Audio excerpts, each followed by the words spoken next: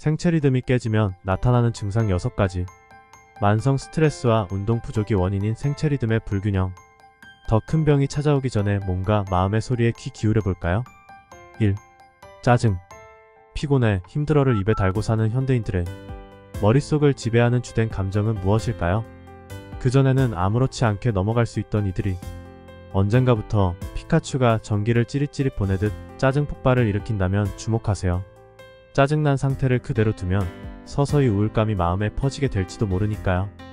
2. 불면증.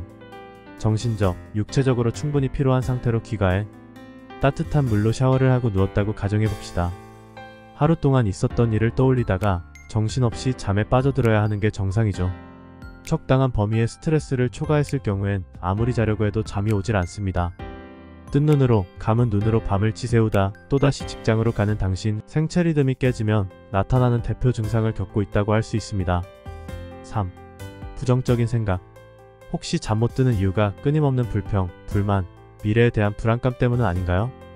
그럴 수밖에 없는 상황인 것은 맞지만 노력을 해서라도 생각의 스위치를 바꿔야 합니다. 긍정적인 방향으로요.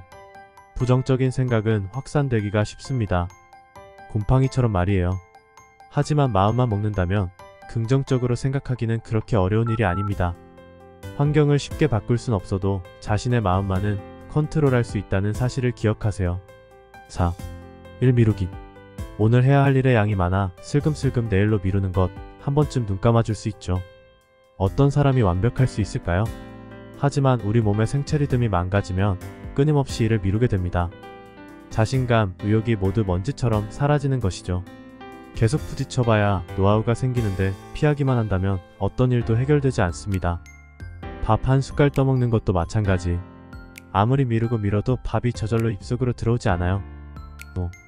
뻐근한 어깨와 목. 공부든 일이든 한자리에 앉아 끊임없이 파고들어야 하는 과업을 가졌다면 어깨와 목이 뻐근한 것은 당연한 일인지도 모릅니다.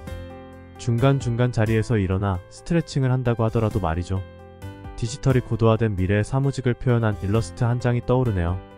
거북목이 지속되면 어깨에 무리한 힘이 들어가 저절로 솟은 어깨와 승모근 뭉침을 유발합니다.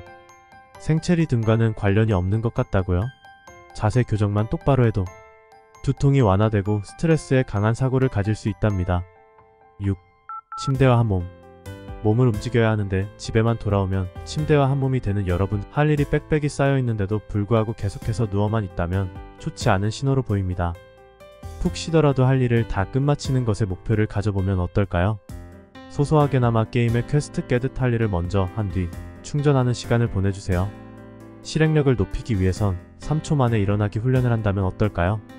고민하는 시간을 줄이고 생각나는 즉시 움직이기로 약속.